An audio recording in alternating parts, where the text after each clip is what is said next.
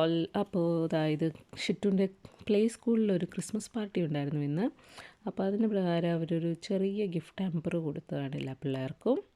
Gift hamper in the sense ഇതൊരു hand made gift ബാഗാണ്. പിള്ളേരുടെ പേരൊക്കെ എഴുതി അതിനകത്ത് കുറച്ച് ഡെക്കറേഷൻസ്, ബെല്ലും ക്രിസ്മസ് ട്രീ ഒക്കെ വരച്ചിട്ട് അവർ തന്നെ ഉണ്ടാക്കി അവർ കൊടുത്തൊരു ബാഗ്. അപ്പോൾ നമുക്കിതിനകത്ത് എന്താ വരുന്നതെന്ന് നോക്കാം.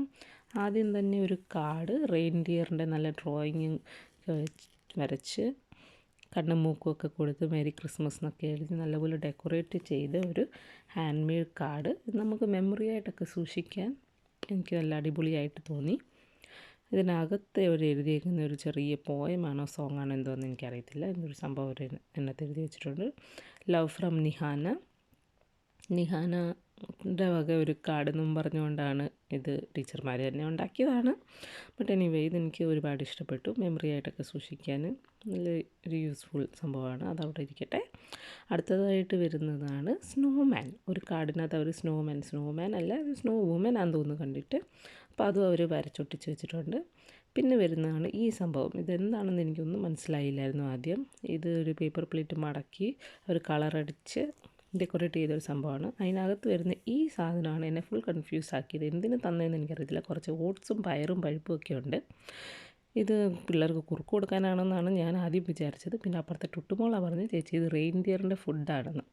സംഭവം ആ ലേബിളിനകത്ത് എഴുതിയിട്ടുണ്ടായിരുന്നു. പക്ഷെ ഞാനിത് വായിച്ചുമില്ല, അത്ര കാര്യമായിട്ടും എടുത്തുമില്ല. എനിവേ കണ്ടിട്ട് നല്ല രസമൊക്കെ ഉണ്ടായിരുന്നു. അതുകൊണ്ട് അതവിടെ വെച്ചു. എനിവേ ലോങ് ലാസ്റ്റിങ്ങിന് വെക്കാൻ പറ്റത്തില്ല. ബട്ട് സ്റ്റിൽ അവിടെ ഇരിക്കട്ടെ എന്തായാലും. പിന്നെ വരുന്നതാണ് എനിക്ക് ഏറ്റവും ഇഷ്ടപ്പെട്ടൊരു സംഭവമാണ് ഈ ബാഗിനകത്ത്. അതാണ് ഈ ഒരു സംഭവം. ഹാവ് എ സൂപ്പർ ഇയർ എന്നൊക്കെ പറഞ്ഞ് നിഹാനയുടെ ഫോട്ടോയൊക്കെ മിഡിലിൽ നല്ലപോലെ ഒട്ടിച്ച് വെച്ച് നല്ല സെറ്റാക്കി വെച്ചിട്ടുണ്ട്. സൈഡിലൊരു കൊച്ചു കലണ്ടർ എന്നെ അട്രാക്റ്റീവ് ചെയ്ത ഒരു സംഭവമാണിത്. 2026 ഒരു ചെറിയ കലണ്ടർ കിഡ്സ് റൂമിലൊക്കെ വെക്കാൻ പറ്റിയ ഒരു സംഭവമാണ് ഇത്. ആസ് എ മെമ്മറി നമുക്ക് സൂക്ഷിക്കാൻ പറ്റും. വലിയതൊക്കെ ആയി കഴിഞ്ഞിട്ട് അവൾക്ക് പറയാമല്ലോ, അവിടെ പ്ലേ സ്കൂളിൽ അവൾക്ക് ആദ്യമായിട്ട് കിട്ടിയൊരു ക്രിസ്മസ് ഗിഫ്റ്റ് എന്നൊക്കെ രീതിയിൽ നല്ല നൊസ്റ്റാൾജിയ, നല്ല മെമ്മറിയൊക്കെ ആയിട്ട് സൂക്ഷിക്കാൻ പറ്റിയൊരു സാധനം. നാട്ടിൽ ഇങ്ങനെയൊക്കെയുള്ള സംഭവം ഉണ്ടോ എന്ന് എനിക്കറിയത്തില്ല. ഇല്ലെങ്കിൽ ഇങ്ങനെയൊക്കെ ഉണ്ടാകുന്നത് നല്ലതാണ്. പിള്ളേർ നല്ല ഹാപ്പി ആയിരിക്കും. ഇവിടെ ഇങ്ങനെയൊക്കെയാണെന്നുള്ള കാര്യം എനിക്കറിയത്തില്ലായിരുന്നു. ഞാനും അവളിൽ നിന്ന് ഇവിടുത്തെ രീതികളെല്ലാം പഠിക്കുന്നതേ ഉള്ളൂ. അപ്പോൾ ഇത് ഇത്രയും സാധനമാണ് നമുക്ക് ഇന്ന് പ്ലേ സ്കൂളിൽ നിന്ന് ക്രിസ്മസ് ഗിഫ്റ്റായിട്ട് കിട്ടിയത്.